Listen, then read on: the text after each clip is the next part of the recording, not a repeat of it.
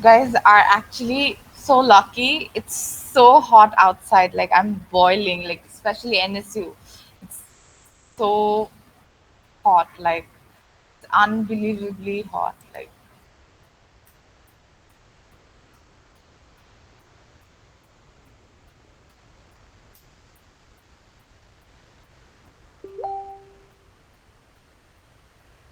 আমাদের প্রোটেস্ট সফল হয়েছে ম্যাম তাহলে। huh? আমাদের প্রোটেস্ট তাহলে সফল হয়েছে ম্যাম। হ্যাঁ আমাদেরও প্রোটেস্ট কামিং টু এনএস মানে এত গরম like it's just crazy মানে it's actually good that you guys are being able to do your classes online মানে অন্য টাইপের হিট বাইরে anyways আচ্ছা so আপনাদের how was all of your midterm exams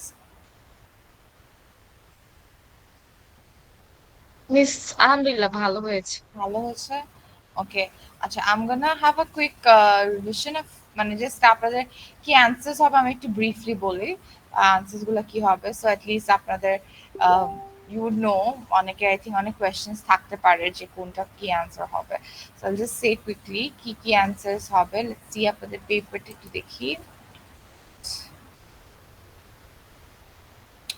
section 20 আচ্ছা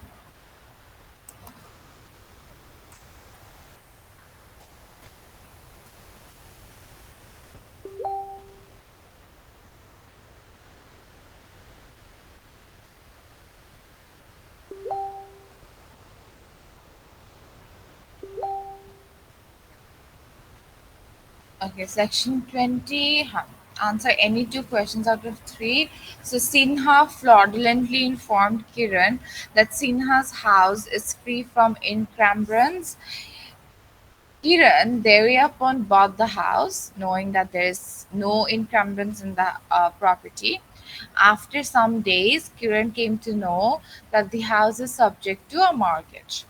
এখন encumbrance মানে হলো when there is the property has any kind of restraints or there is any constraints or there is any kind of mortgages or any payments or there is any issue with the ownership of the property এই টাইপের প্রপার্টিকে আমরা বলি যে these properties are subjected to constraints or encumbrances যেসব property are free from any such constraint সেটাকে আমরা বলি obviously তাদের ওনারশিপ রিলেটেড কোনো ইস্যুস নেই বা এটাতে ওই প্রপার্টিতে কোনো মর্গেজ নেই এখন এখানে কি হচ্ছে so Sinha we're assuming that Sinha is the seller here, or we can also assume that Sinha is the agent here. So Sinha informed করছে কিরণকে Sinha's house is free from all encumbrances. Okay, এটা শুনে কিরণ bought the house. After some days, Kiran came to know that the house is subject to a mortgage. Okay? Now, এখানে I don't think আপনাদের কোনো confusion থাকার কথা because আমি fraudulently ওয়ার্ডটা use করেছি that would mean clearly that this is we are gonna be talking about fraud under section 70 এখানে clearly Sinha inform করছে যে আপনার এই প্রপার্টিতে কোনো ধরনের মর্গেজ নেই turns out that there is mortgage in this property since we're talking about informing Kiran so এখানে we're not related এখানে কোনো statement related questions ও নেই এখানে আপনারা directly fraud discuss করবেন which is section 70 because এখানে clearly বলা আছে that one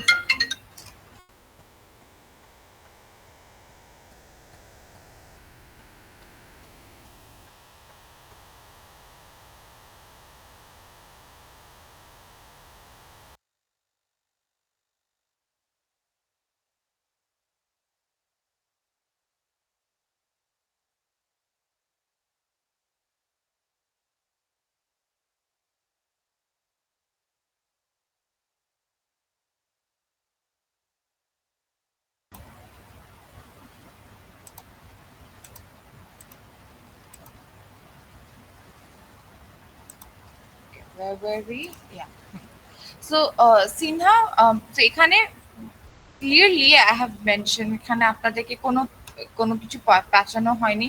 ক্লিয়ারলি বলা আছে যে one party is fraudulently informing the other party that that house is free from mortgages. However, there was a mortgage subjected to the house. তো এখানে আপনারা clearly discuss করবেন ফ্রড, সেকশন 17 ডিসকাস করবেন। এখানে একটা ফলস স্টেটমেন্ট করা হয়েছিল। এখানে Sinha had pure intention to deceive Kiran. As a result, this agreement was caused by fraud, and as rights of Kiran, Kiran can uh, enforce the contract. When Sinha tries to enforce the contract, Kiran can take the defense of fraud. In terms of fraud, we know that the consequences are that it can be set aside, as well as the parties can also claim for damages since it's a civil wrong. So this is what you will be discussing এখানে just আপনারা section 17 এ কি বলা আছে, fraud কিভাবে define করা আছে, section 19 A what are the remedies for fraud, consequences কি, that's it. 3 marks, so you don't need to go into much details.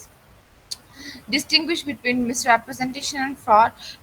I think there are few differences I've given. এখানে আপনারা যদি দুইটা differences দিয়ে থাকে, each should be more than enough, because আমি define করতে বলিনি, আমি directly বলেছি যে you talk about the differences. So you talk about two differences. One differences is in terms of difference of intention, in terms of difference of rights.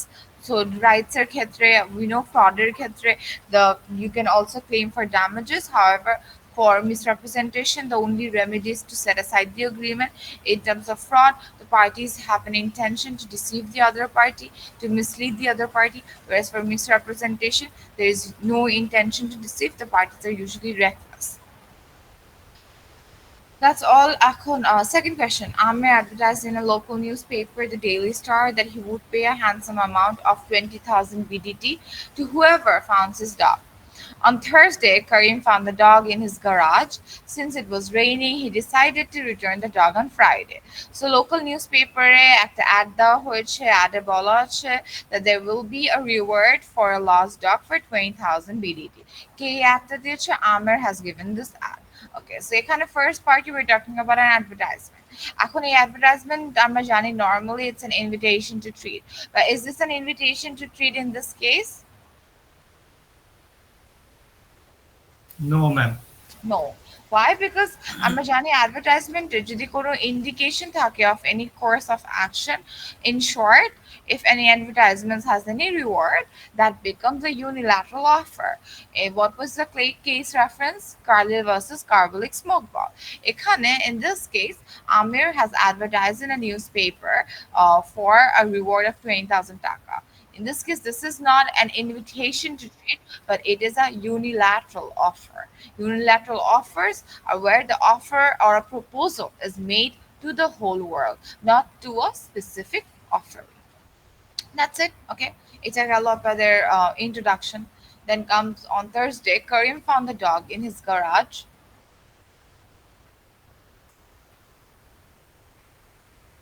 On Thursday, Karim found a dog in his garage, and since it was raining on Thursday, JD newspaper at the Dawa Hoche, he decided to return on Friday. Okay. Now, on Friday, Amir placed a notice at the same newspaper stating that the reward could no longer be claimed. এটা কি? এটা মানে হলো revocation. So revocation এর normal rule টা কি? আমরা জানি revocation must be done anytime before acceptance. In terms of revocation, the parties, the revocation must be communicated. এখানে Amir has used the same mode of communication of withdrawal, so which is we know that normally the revocation এর জন্য the same communication এর method use করা হয়, that would be a lawful revocation. It can be done through a reliable third party as well in cases of a bilateral agreement. However, আমরা জানি unilateral agreemenটের ক্ষেত্রে the rule is while the offer is performing, since the offeree's act is a continued performance, that would not imply for the offerer to revoke the offer. So as while the offer is performing, the normal rule is that in terms of revocation, parties, the offerer can revoke the offer anytime before acceptance. However, for unilateral contracts, for unilateral offer, the offerer cannot withdraw the unilateral offer while the offeree is performing. Now, in this case, Will the reward of 20,000 BTT can be claimed by Karim since already the offer has been revoked by Amir?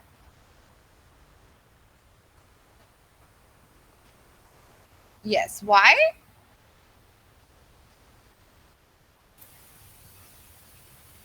And he was performing, ma'am.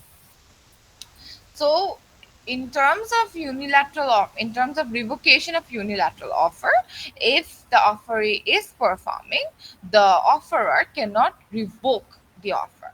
In this case, since we have already established, আগেই তো আপনারা establish করবেন যেখানে কি offer unilateral offer না ITT. So একবার আপনারা যখন unilateral offer হিসেবে এটাকে establish করবেন, your argument would be unilateral offer কি revoke করা যায় কি যায় না। রিভোক করা যায় না while the offer is performing। এখানে অফারই পারফর্ম করছে, he already found the dog and he saw the newspaper, so identify করেছে, he knows about the reward, and after having the knowledge of the offer, he of course accepted the offer as well, his performance is deemed as an acceptance। So আমরা জানি that while the offer is performing you cannot revoke। এখানে already offeree has performed, he has already found the dog as per the newspaper advertisement that was received by him on the same day. So, as a result, although he did not return on the same day, it would not revoke or it would not imply that he will not get the reward, only because এখানে it is a unilateral offer, and unilateral offer revocation ক্ষেত্রে while the offer is performing, in this case Karim is performing, as a result Amir cannot withdraw the unilateral offer, that would be unlawful revocation। As a result, Amir revocation was unlawful and the claim made by Karim will be a successful claim because there was a valid contract between the parties, because Karim has already accepted the offer as soon as he found Amir's dog. So the claim of 20,000 taka will be a successful claim that can be obtained by Karim from Amir because there was a valid unilateral contract between Amir and Karim। এখানে case reference কি হবে? এখানে case reference হবে Carlyle versus Carbolic Smoke Ball, as well as you can discuss Errington versus Errington Woods here as well, because এখানে আমরা continuing act of পারফরমেন্সের কথা বলছি। সো সেক্ষেত্রে আপনারা Errington versus Errington Woods এর রেফারেন্স আনতে পারবেন, আর Carlyle versus Carbolic Smoke Ball will be the main reference of the case। Okay, that's question number two. Question number three. Sumaya agreed to let his hall to Pritam for some public entertainment on 1st October 2018. On 27th September 2018, the hall was destroyed by an accidental fire. So Sumaya আর প্রীতমের মধ্যে একটা agreement হয়েছে in order to rent Sumaya's hall for a public entertainment for a show। So agreement অনুযায়ী তাদের first October, there will be a show that will be held in that hall, music hall। However, 27th September, 3 দিন আগে, the hall was destroyed by a fire। Okay, so এখানে assuming যে সুমাইয়া প্রীতমের কারো fault নেই, because এখানে fault-এর কথা বলা নেই, what would be the respective rights of Sumaiya and Pritam? কি হবে answer এটা?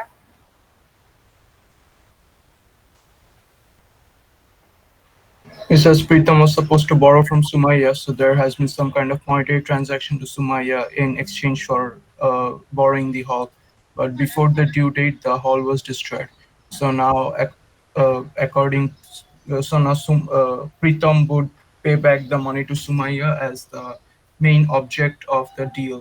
Uh, the main object of the deal is destroyed, which is backed up by the law of supervening impossibility. Yes, So very because good. of that effect. So Yeah, because of that effect. yeah, excellent, very good, Mashrif। Yeah, that's the answer। এখানে the contract will be discharged because the contract is terminated by supervening impossibility, assuming there is an agreement between the parties, this agreement will be void, and if there is any payment being made, that payment will also be returned। Very good for pointing that out, as a result of, because the contract has been void, because the main object of the contract, which is the hall here, has been destroyed without any fault of the seller or of the tenant or and the landlord। So contracting parties their fault ছাড়া যদি contractor object of the contract has been destroyed due to a subsequent impossible event that will discharge the parties from any lawful obligation, that will terminate their contract due to a post contractual impossibility or supervening. Distinguish between void and voidable contract. Void contract key. Void contract is any contract which is unenforceable, which cannot be enforced.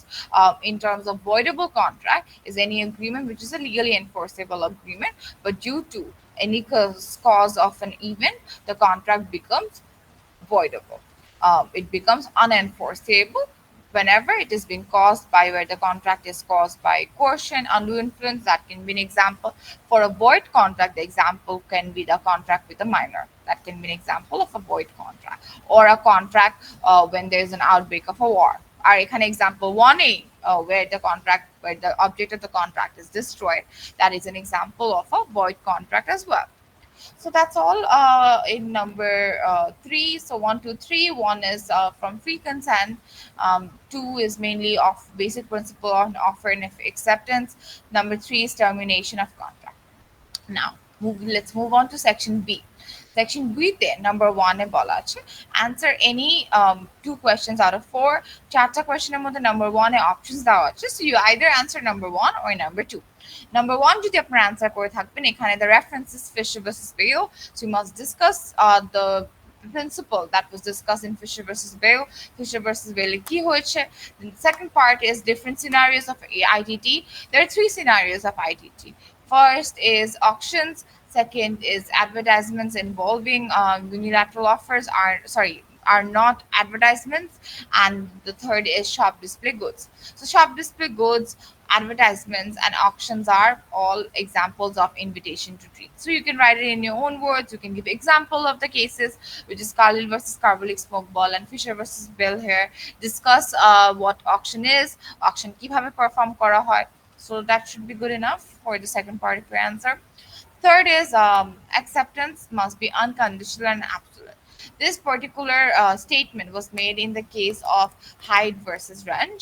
So you would discuss what is a mirror image rule, what are counter offers, what happened in this case, what was the principle of this case. Who are eligible to enter into a valid contract? The parties who have capacity to enter into one. Quader capacity থাকে? Someone who's not a minor under section 3, someone who's not a person of unsound mind, section 12, and someone who's not a disqualified person. To discuss disqualified person kara, unsoundness, how does unsoundness arise, who are minor, who can be a minor under section 3 of majority act, and the definition being given in section 11 of the contract act. Parties who have the capacity to enter into a contract. Number 4, how can you terminate a contract? Discuss all the methods of termination. So just আপনারা যদি 3 marks, আপনারা যদি প্রত্যেকটা method mention করে থাকেন, that should be more than enough to get full marks. Okay. So termination by mutual agreement, termination by performance, termination by lapse of time, termination by supervening or subsequent impossibility, termination by merger, termination by material alteration, termination by breach of contract. So সাতটা mention করে থাকলে should be I think you can get full marks যদি এখানে সাতটা mention করে থাকেন, or you even if you have discussed the both all of them in one line, that is great as well. 3 marks আপনারা যদি সাতটা point mention করে থাকেন, that should be more than enough actually. State the remedies allowed to the aggrieved person in case of a breach of contract. What are the remedies? Remedies are damages, rescission, specific performance injunction. এখানে যদি আপনারা প্রত্যেকটা একটা এক লাইনে discuss মানে define করে থাকেন যে what is damages, what is rescission, what is injunction, and what is specific performance, that would also give you full marks. এখানে 2 marks আছে যদি আপনারা জাস্ট রেমেডিস গুলো মেনশন করে থাকেন, that is fine as well. Okay, so yes, that's pretty much all for your midterm exams. Any questions?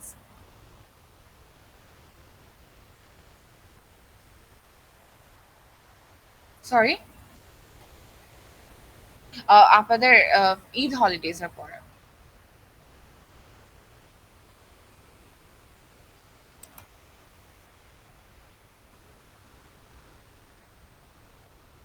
Okay, so we'll be starting a new topic today, which is sale of goods. Um, So the sale of goods is mainly up there. It was initially part of your mid.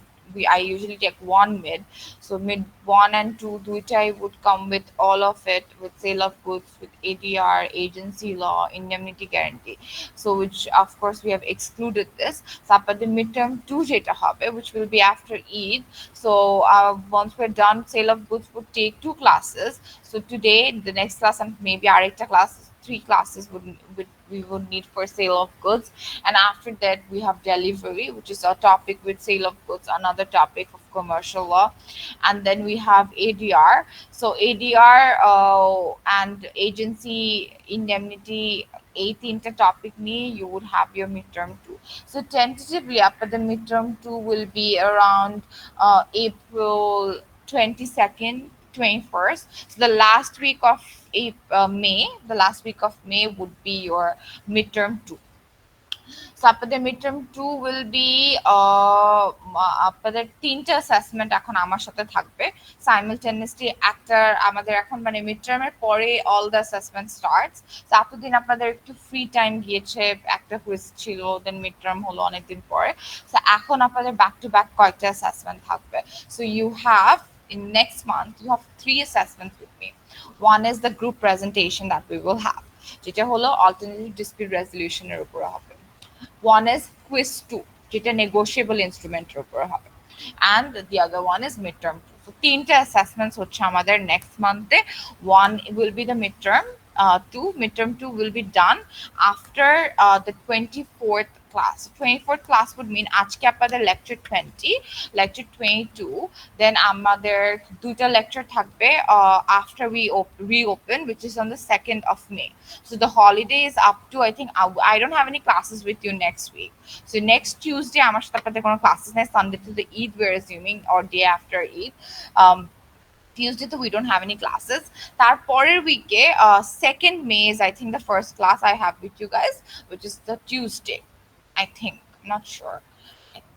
Let me check.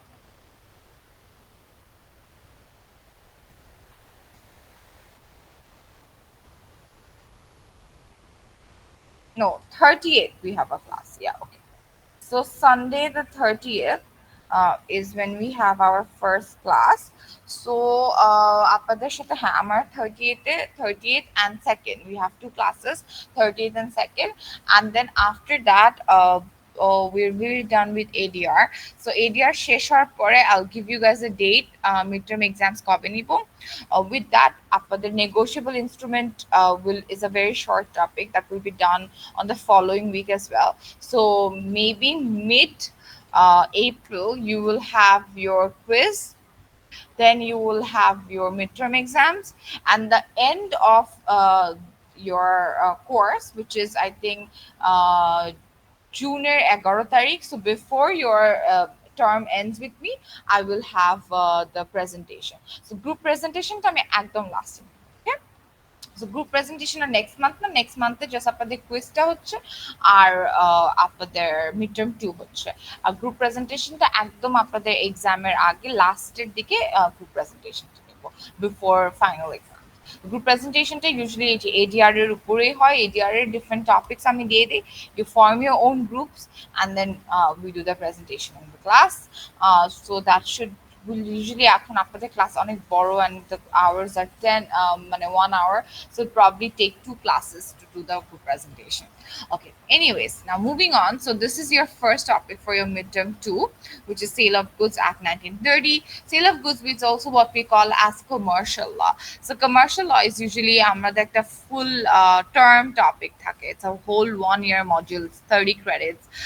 So পুরো বছরের একটা credit module থাকে, but এটা আমরা অনেক short করে এখানে 3 classes এর মধ্যে we try to finish, usually দুইটা class, but যেহেতু এখন তো আপনাদের 1 hour course, তিনটা ক্লাসে we try to finish Sale of Goods Act 1930.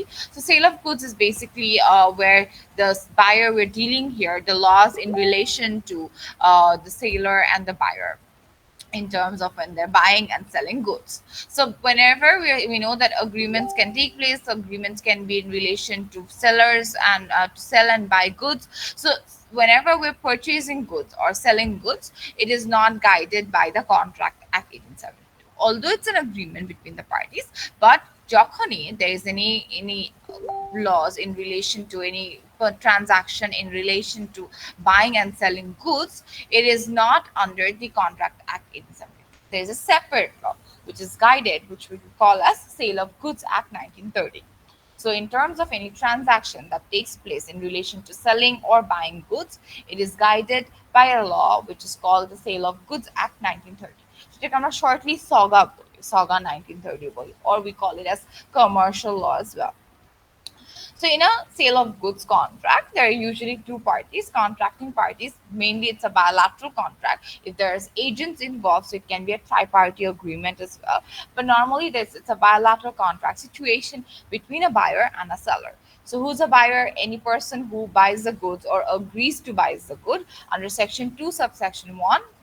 Any person who sells or agrees to sell the goods under section 2 subsection 13 is a seller. So দুইটা party নিয়ে আমরা পুরো time we will be discussing. One is a buyer, one is a seller, and the object of the goods of the contract are goods. So what is a good? Goods are any movable property. Movable property কি হতে পারে? Any tangible assets. However, any goods that are attached to the earth are not movable property. So any goods, say land is attached to the earth, that is not a movable property. They are not goods. So what are goods? Goods are every kind of movable property. Every kind of movable property can be any tangible assets. Intangible assets are immovable property, say for example land. So things that are attached to the earth are not movable, they're immovable, and they do not fall under the definition of goods. আর কি definition of goods এর মধ্যে পড়ে না? Any actionable claims and money. So any money actionable claims will not also fall under the definition of goods. Okay. What about goods that are attached to the earth? So say crops, fruits, vegetables, they're all attached to the earth. Are they goods or they're not goods? Well, any goods that can be easily separated from the earth, they are goods. Okay, so any goods that has been easily separated from the earth, that will also fall under the definition of section 2 subsection 7 of SOGA 1930. Okay, so crops, vegetable, fruits, they are movable goods, although they're attached to the earth, but they can be easily separated from the earth before the sale of the goods. As a result, they will fall under the definition of goods. So mainly in our syllabus, we'll be discussing three types of goods. So there are three classification of goods. One is existing goods, one is future goods, one is contingent goods. What are existing goods? Goods that are already in existence. Goods that are in already someone's possession. So this phone is in my possession. So this is existing goods. Okay. Existing goods can also be subcategorized into two types. One is called specific goods, one is called generic goods. Specific goods are also called ascertain goods. Why do we call it ascertain? It's because they can be clearly identified. So goods that can be clearly identified and it can be recognized as a separate body, we call that as a specific good or ascertain goods. It's because it can be specified, it can be ascertained by the parties. As a result, goods that can be clearly identified are called as specific goods. Say if you're buying a painting, you're definitely going to buy a painting. Paintings are usually unique from each other. So you would definitely want a painting with, say, a house and a tree. Just giving example, so that is a specific painting that you want. Go to a jewelry shop, you see 10 rings, but you want one ring with the emerald and diamonds in it. That is, and your initials say, that is a specific goods because that ring can be clearly identified. So we call that as specific goods. What about goods that cannot be identified? Say there are 500 apples in my godown, which I want to sell to Mr. X, that are called generic goods, unascertain goods, because they're unascertained because you can only buy or purchase, sell those goods by indication of a description. It cannot be easily separated. In terms of generic goods, they cannot be identified and recognized as a separate thing. They cannot be separately identified. Where goods are being indicated by description, we call those goods as generic goods. Say, for example, a seller agrees to sell a buyer one out of 500 bags of sugar. Okay, so there is an agreement to buy one bag of sugar out of 500 bags of sugar. In that case, the 500 bags of sugars are what? They're generic goods. However, as soon as one bag is being kept separately for you, that becomes a specific good and a certain good out of the 499 bags of sugar. But when those 500 bags of sugar are in the godown, they're all the same. They're all indicated by description.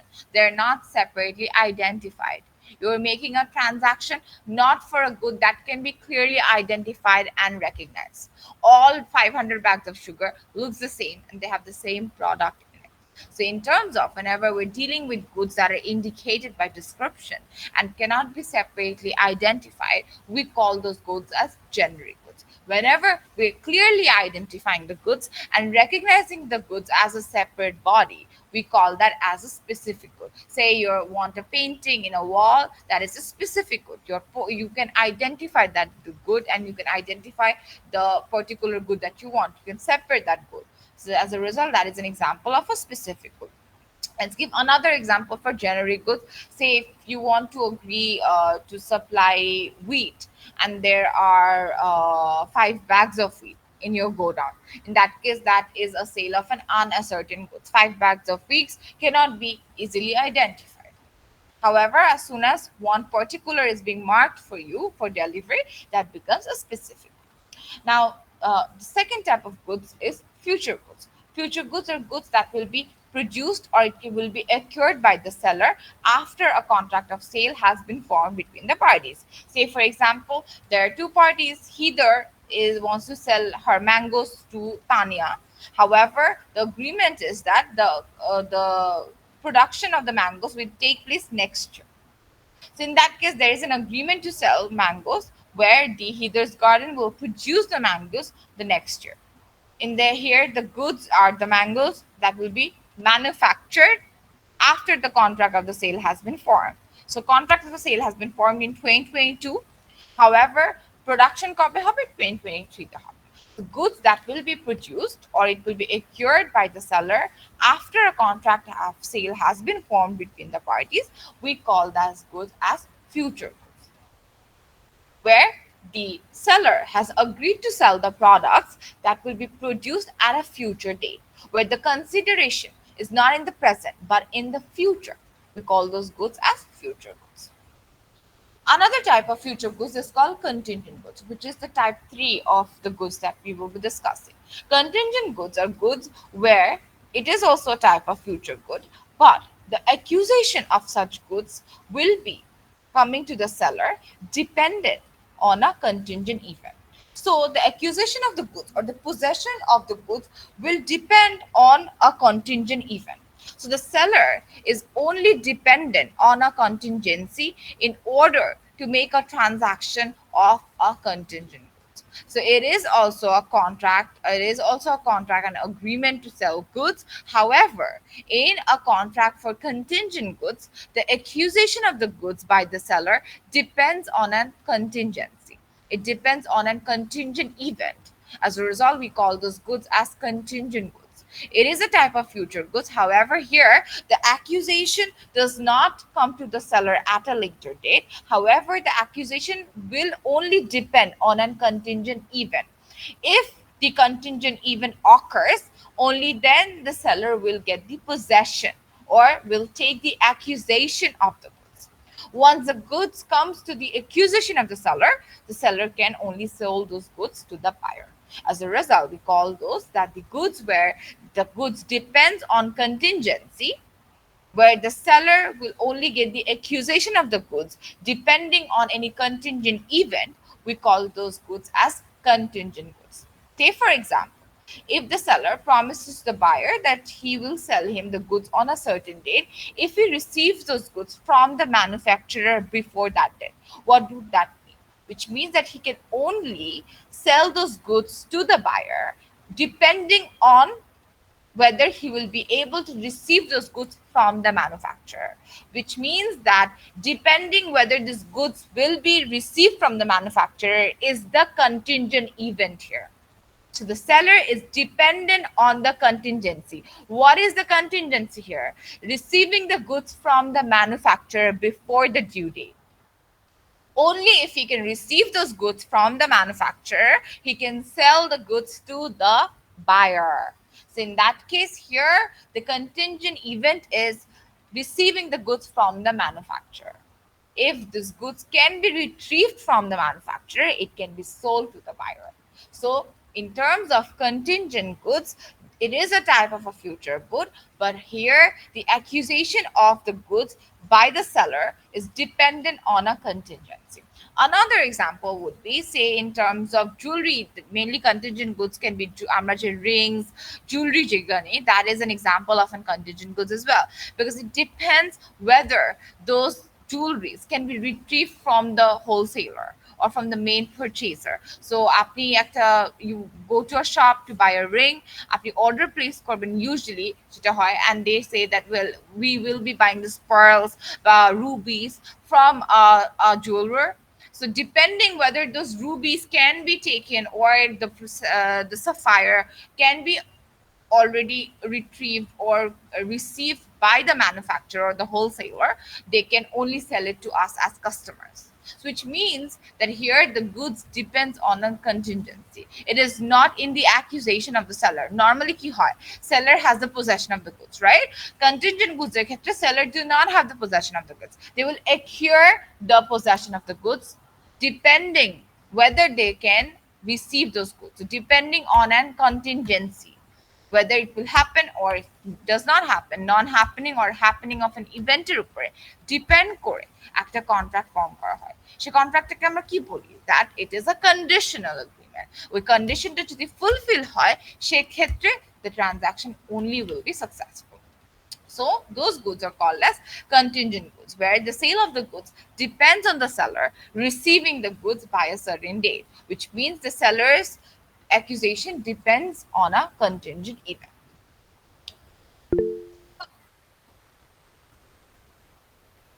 Yes, Rubat? Ma'am তাহলে হচ্ছে contingent good কি আমাদের ম্যানুফ্যাকচারের উপর depend করে বা হইতেছে specific date, এটাকে আমি কন্টিনজেন্ট গুড বলবো যেটা হ্যাঁ, স্পেসিফিক ডেটের উপর যেখানে ডিপেন্ড করে বা হ্যাঁ যেখানে goods are dependent on another party, যেখানে আপনি অন্য কোনো হোলসেলার বা ম্যানুফ্যাকচারার বা রিয়েল ওনারের উপরে ডিপেন্ড করে কোনো কন্ট্রাক্ট ফর্ম করা হয় বায়ারের সাথে, সেটাকে আমরা বলি কন্টিনজেন্ট। যেখানে এগ্রিমেন্টটা ফুলফিল হবে লেটার ডেটে, but it depends on the happening of an event. যদি ওই ইভেন্টটা অ্যারাইজ না করে সেক্ষেত্রে কন্ট্রাক্টটা ফর্ম হবে না। Okay, because the seller is not on the possession of the goods. The seller will be acquiring the goods from another person. It will depend on a contingent event. Okay. Yes ma'am.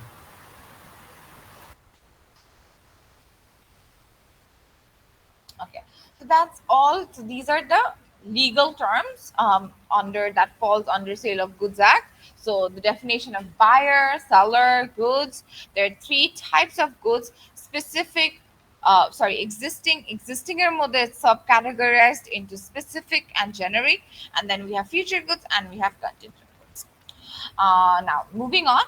So the contract that we see for the sale of goods can either be in the present. আমরা একটু আগে দেখলাম যে existing goods এর ক্ষেত্রে the goods are in existence. As a result, it can be easily transferred from the seller to the buyer. এই টাইপের goods কে আমরা বলি যেখানে goods are the contract in terms of sale. So যখন sale হয়ে যায় সঙ্গে সঙ্গে, when sale of goods happens, we call that as the consideration is in the present, because as soon as the sale takes place, the ownership changes. As a result, the risk also changes, because the goods are, as soon as আমি যদি if I have say if I have my laptop and আমি ল্যাপটপটা sell করি রুবায়াতকে, as soon as I sell the laptop, right, আমি ল্যাপটপটা রুবায়াতকে দিয়ে দিব, তারপর after I sell it to Rubayat, he gives me the money. তারপর যদি ল্যাপটপের কোনো ড্যামেজ হয়, who is responsible for it? Rubayat, because ownership already change হয়ে গেছে, right? As soon as the seller transfers the goods, the ownership also changes. এখন হ্যাঁ, of course আপনাদের question থাকতে পারে, well, goods have warranty, goods, some goods have a specific time period যেটার মধ্যে change করা যায়, এক্সচেঞ্জ করা যায়। of course, depending on those terms and conditions, ওটা agreed তো থাকবে। but I'm saying that normally possession যখন চেঞ্জ হয়, যখন ownership চেঞ্জ হয় from the seller to the buyer, যদি এগ্রিমেন্টে বলা থাকে যে well you can't change it, you can't refund it, or যদি কোনো ড্যামেজ হয়, seller is not responsible, in that case this rule applies, যে ওনারশিপ চেঞ্জ হওয়ার সঙ্গে সঙ্গে রিস্ক অলসো ট্রান্সফার হয়ে যায়। So however in terms of sale, we know that ownership automatically change হয় যখন গুডসটা সেল করা হয়। যখন ownership change হয়, the risk will also change from the seller to the buyer. However, what happens in terms of future goods? Future goods এর ক্ষেত্রে তো it is not in the possession of the buyer, সেক্ষেত্রে risky বাস হবে? Of course not. So in terms of future or contingent goods, যেখানে we call it as an agreement to sell, so it can be a contract for sale of goods, can be either a sale or it can be an agreement to sell under section 4 of the SOGA 1930, যেখানে there is a contract for sale, the property will transfer immediately from the seller to the buyer. Okay, as a result, since the property is being transferred, the ownership will also transfer immediately. However, for an agreement to sell, the transfer of ownership will only take place at a future time, depending whether the conditions are fulfilled.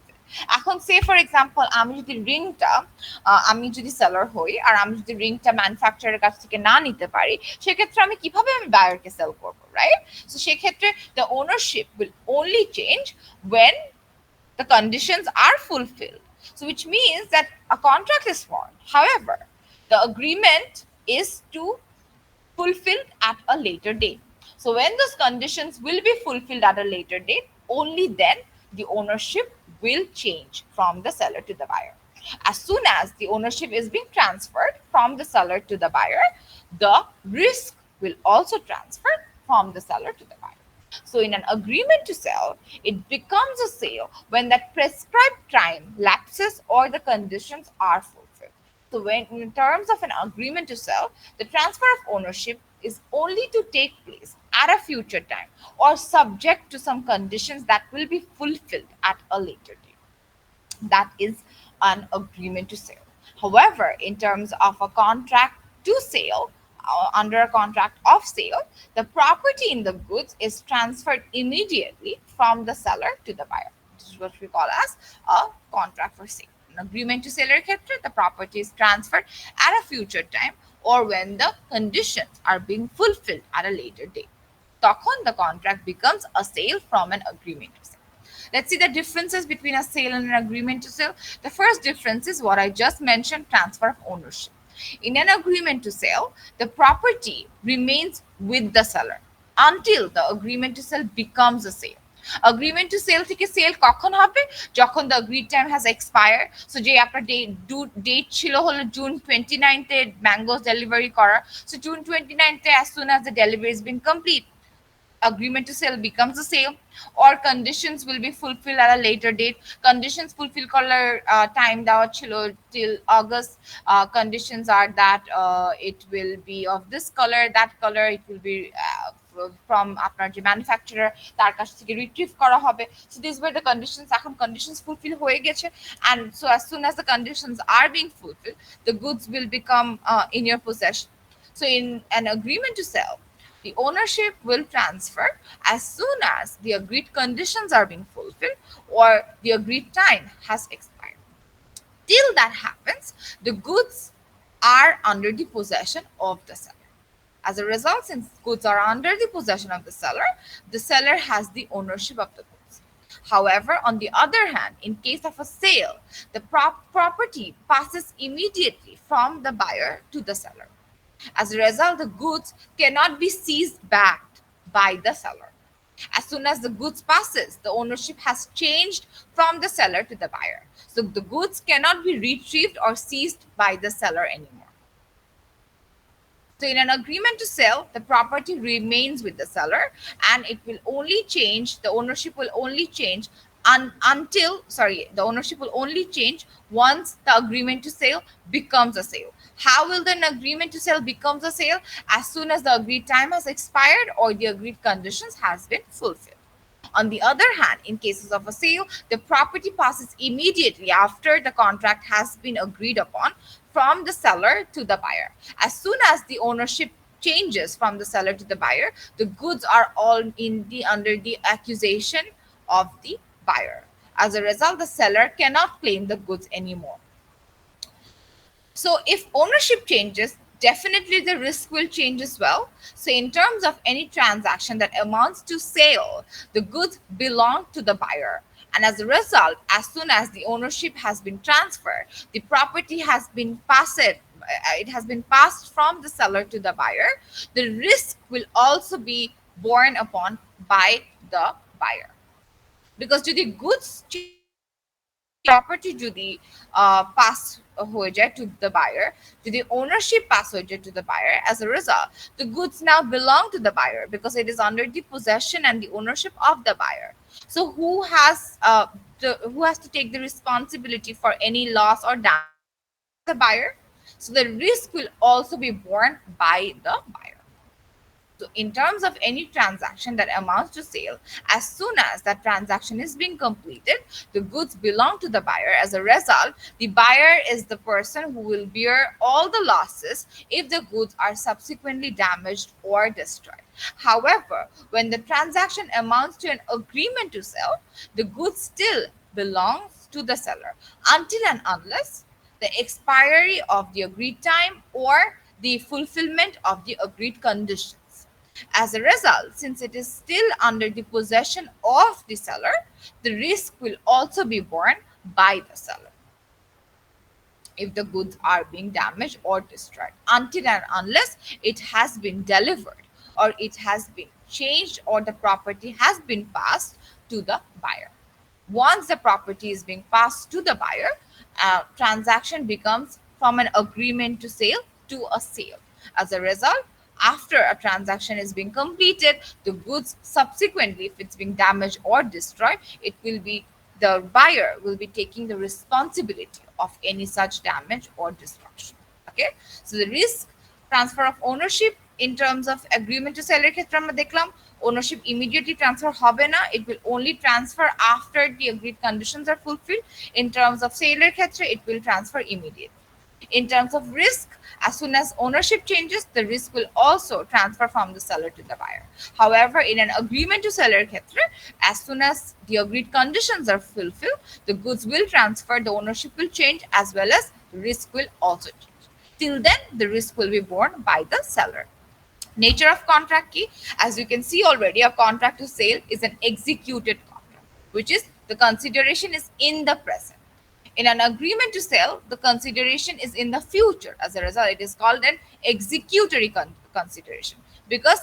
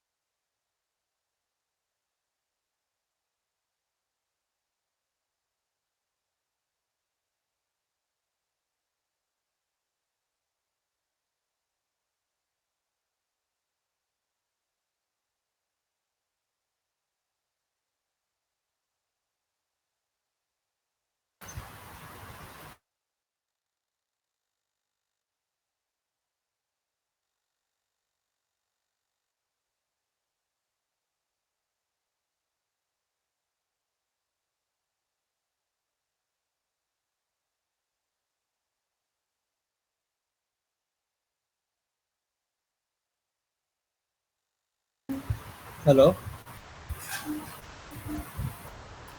hello. Option.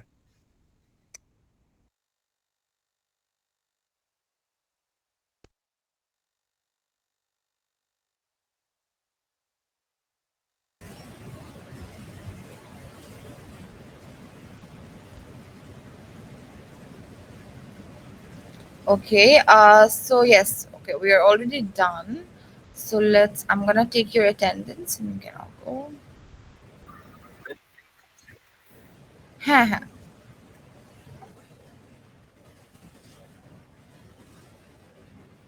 আমি আপনাদের classroom